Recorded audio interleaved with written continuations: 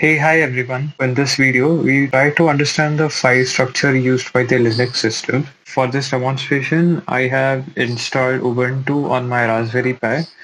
I have installed 24.0.1 to verify that we can use the hostname ctl command to check the installed version. So as you can see, I have Ubuntu installed and the Ubuntu version is 24.04.1 LTS.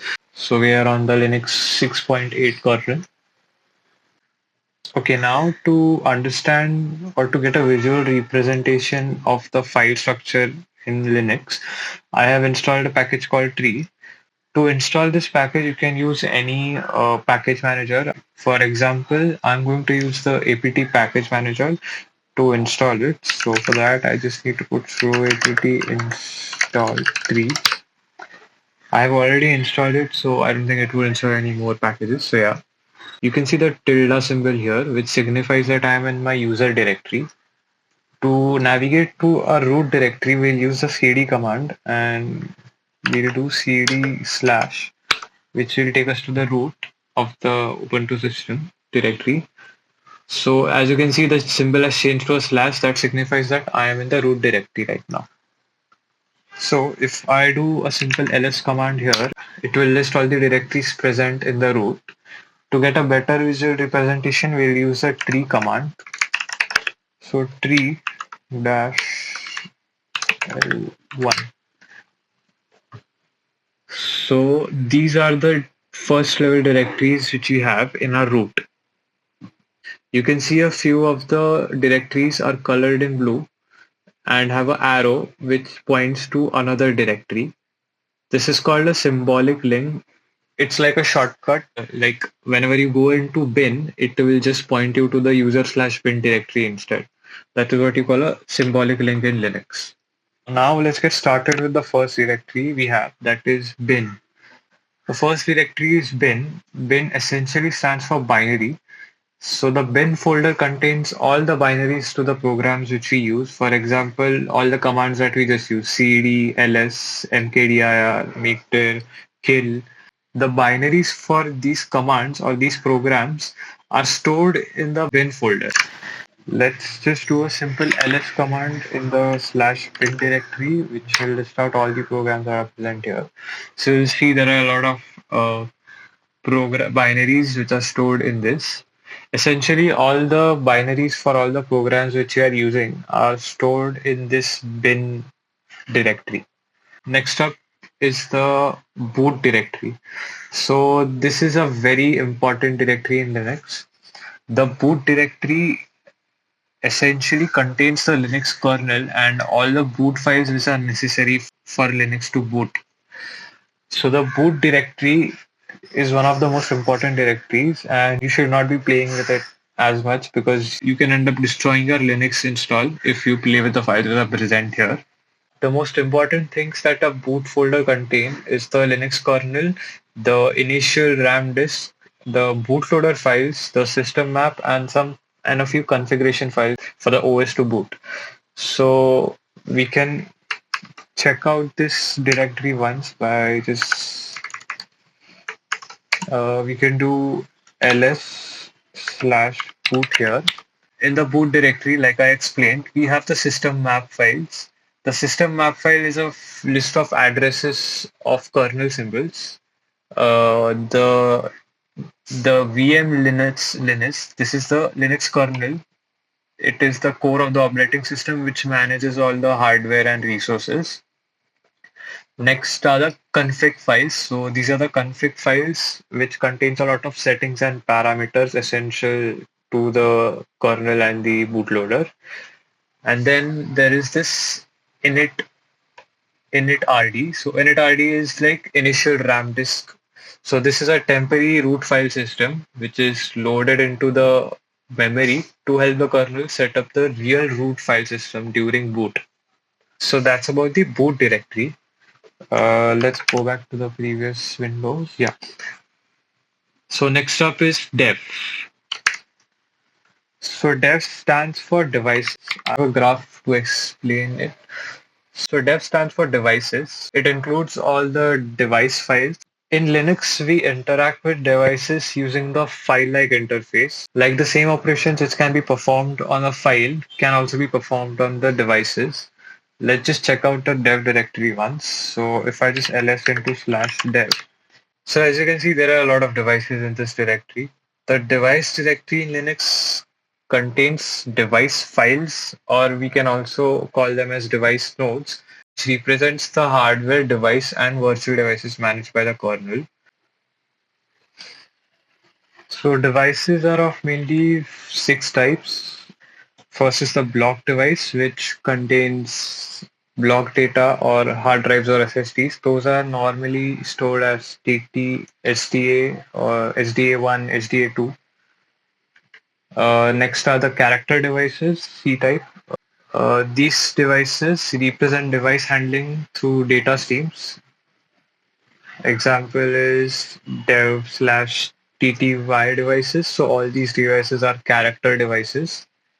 Then next we have virtual devices. So virtual devices are special files or special devices that provides access to the virtual functions within the system.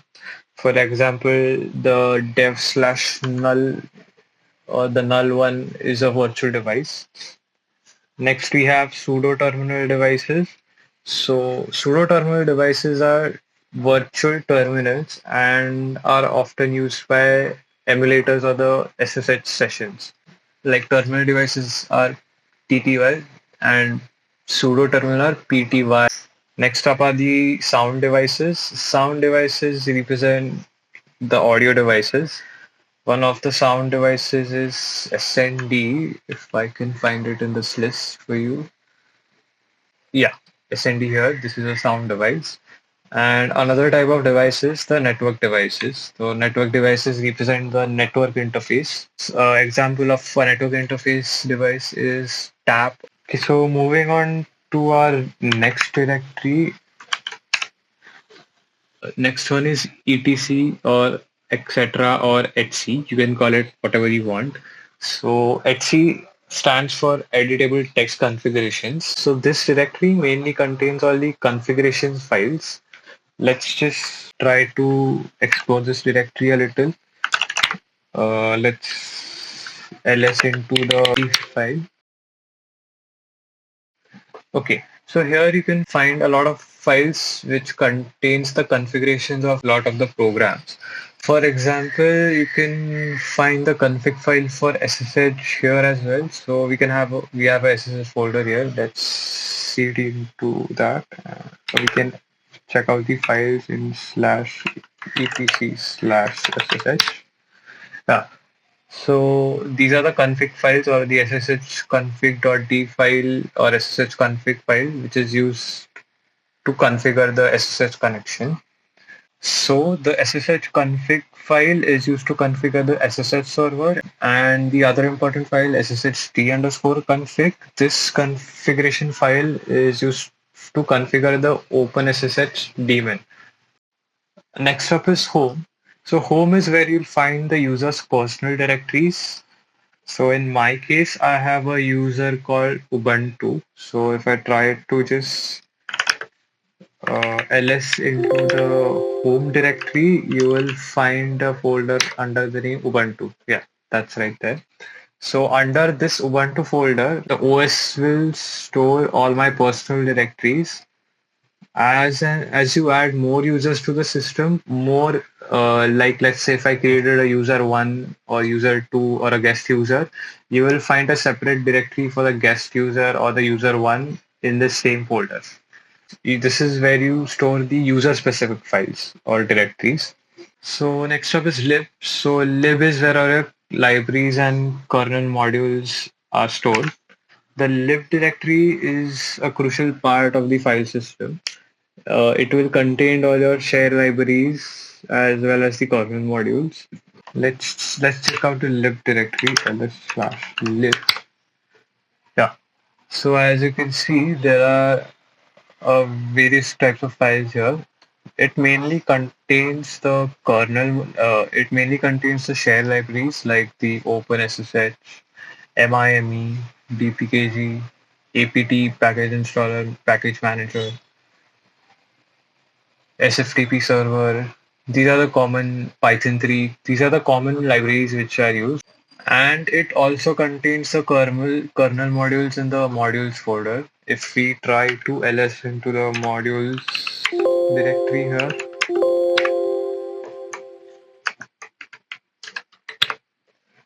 yeah. So these are the kernel specific modules. Can again ls into one of these folders.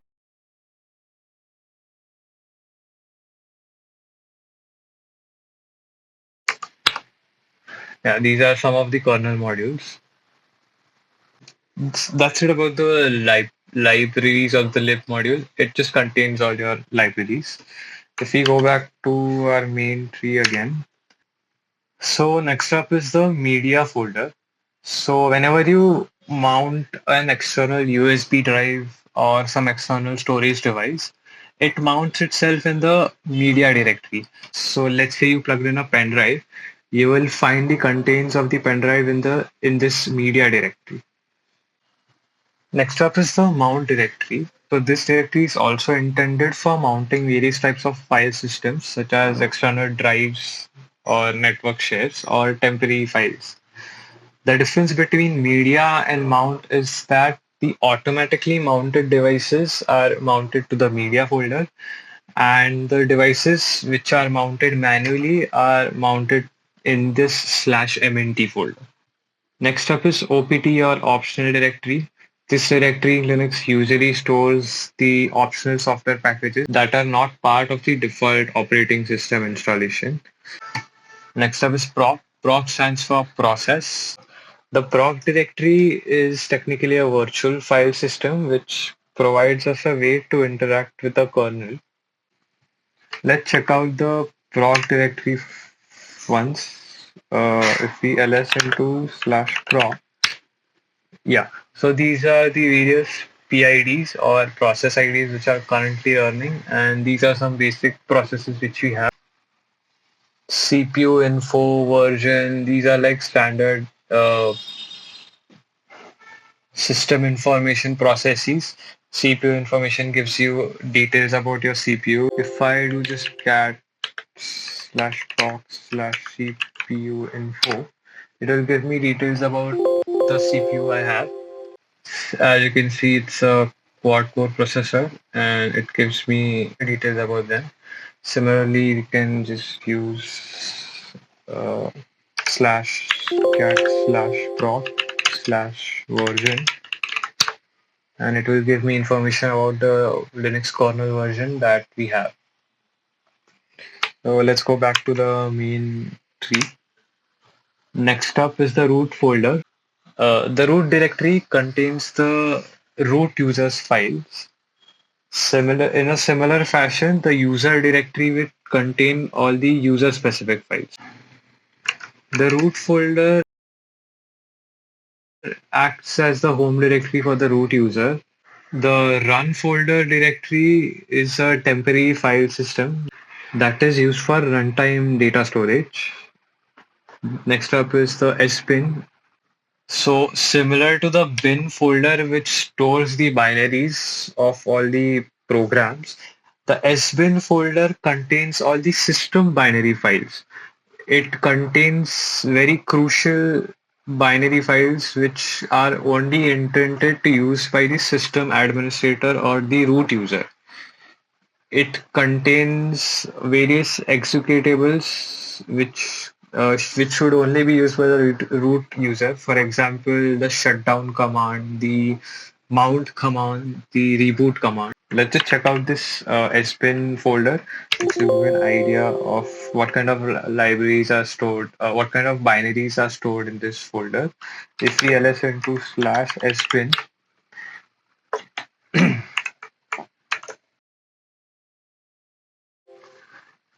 yeah. So as you can see here, we have add user, which should only be done by the root user. So there are some essential programs such as add user, add group, or shutdown, or reboot, remove shell, or you can say sysctl is used a lot of time to control the system settings.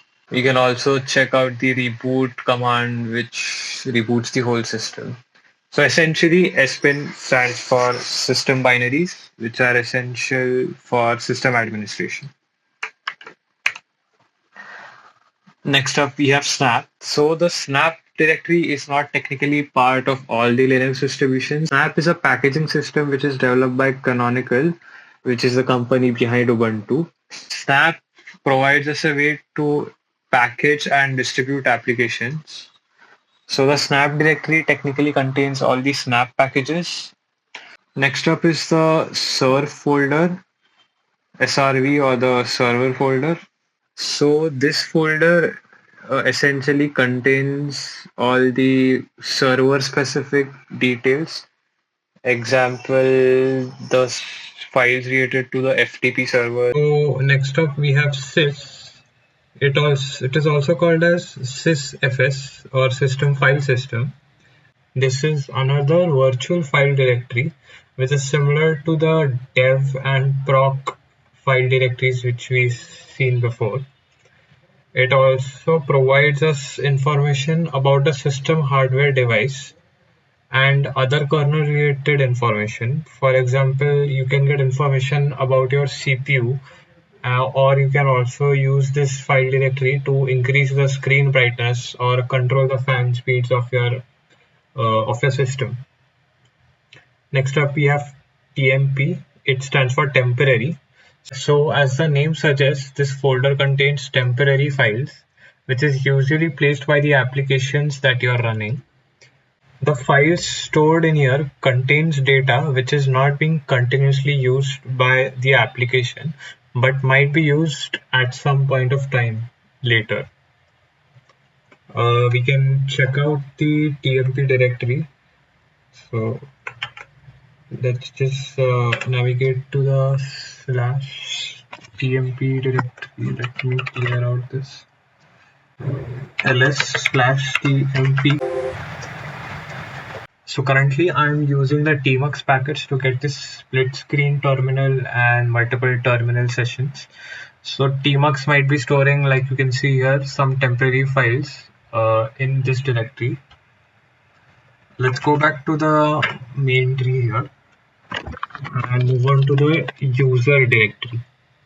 So USR stands for user, and this directory acts as the home directory for the user. It stores all the user data libraries, documentations, wallpapers, PDFs, along with a list of other stuff that the applications or processes used by the user might need. Let's navigate to the user directory first to check out a few things. If we ls/user, you will find, so you can see we have bin, games, include lib, libx, local, sbin, share and src folder here. As explained previously, there is a symbolic link between the bin and sbin folders which are present in the root of our file system, which directly point to these folders. If we go back to our previous tree, you'll see we explained that there is a symbolic link which points out to the user's sbin and bin directory. Same goes for the lib directory as well. What is the significance of having two folders? So in the early days of Linux, the bin directory at the root only contained some basic commands such as ls and rm for moving or deleting, removing files, which came pre-installed with the Linux or Unix distro or installation, whichever one you have. The root, bin and sbin folders contained the bare minimum commands to maintain and run the Ubuntu or the Linux system. The user bin directory would contain the extra stuff which the user might have installed. Some programs, like for example, I installed tmux. So the binary for tmux would be stored in the user bin according to that separation of bin and user bin. So that is the basic difference, and why there were two lib and binary folders, one in root and one in user. So let's move on to our last folder, that is var. Var stands for variable. It was originally designed to store files which change frequently, but by today's standards, it does not make much sense because most of our directories contain a lot of files of which the data is frequently being changed. Be that as it may, it contains a lot of things like log files, temporary data, SATS data, and other variable data generated by applications or our system processes.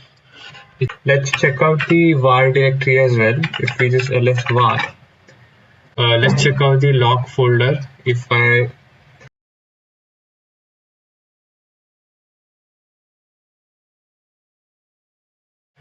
As you can see, there are a lot of log files which are present in this folder.